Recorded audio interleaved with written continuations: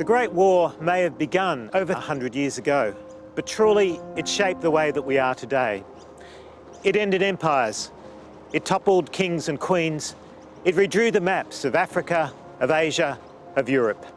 For the generations who fought it, the cost of this war was simply devastating. Over 10 million deaths, over 30 million casualties. The world was caught up in a great tide of mourning. And right across the world, we built memorials. We built memorials like this one, the Shrine of Remembrance here in Melbourne. This great granite structure was intended to outlast the ages. And in the 1920s, the symbolism of that was simply compelling. Bodies rotting in the mud of Flanders, bleached to the bone by desert winds, blasted to pieces by high explosives. They'd been reborn, refigured. The perfect classical lines of the shrine had rendered them whole again. In truth, though, the memory of the Great War isn't set in stone. In fact, there's probably no subject that's been more fiercely debated by historians. We've argued over its causes, its consequences, even when the war actually ended. But if you thought there was nothing new to say about the history of the Great War, you'd be wrong. The 100 stories will change the way you see this landmark event. They're based around narratives never heard before. They draw on new sources discovered by a new generation of historians, and they're presented in new creative ways, animating the archive through the use of digital technologies. We're inside the shrine now, right in the very heart of its galleries. And here beside me is the Gallipoli boat. It's one of the boats that carried Anzac forces ashore at the Dardanelles in 1915. It's carefully wrapped up in plastic sheeting for conservation purposes. Because this boat is old, it's fragile, it's a kind of relic. It embodies the memory of a war that shaped our nation and that altered the whole world.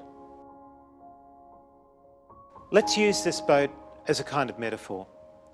The 100 stories invite you to join us in a journey. We'll walk across the killing fields of Gallipoli, Belgium and France.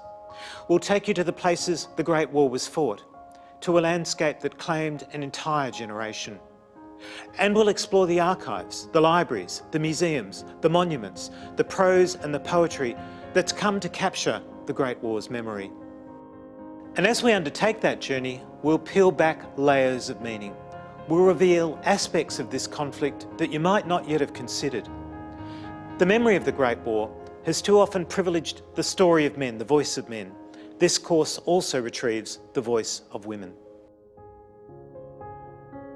Amongst the cast of the 100 stories are not just soldiers, sailors, airmen and nurses, but mothers who lost their sons, wives who struggled with shell-shocked husbands, and children who never knew their fathers.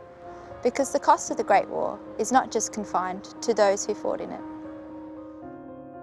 Many of our stories have an Australian or a New Zealand focus, but this is a universal story too. Grief, suffering, hope, loss and anguish know no nationality. And finally, these stories are told in a language that everybody can understand. They are the personal testimonies of ordinary people told in extraordinary times. The 100 stories have a tremendous span.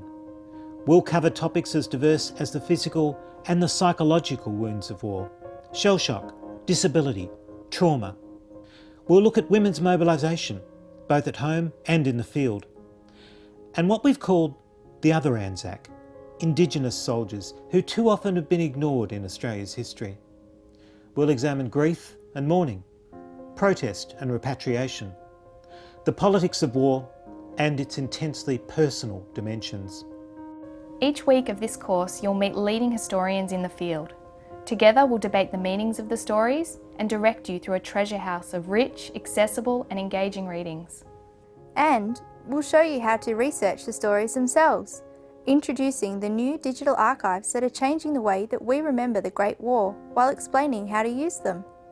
You might even use these stories as a way to explore your own family or local community's wartime history.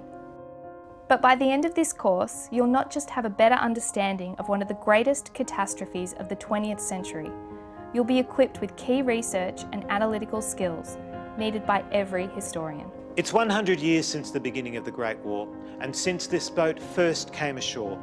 Join us now for a fresh take on history.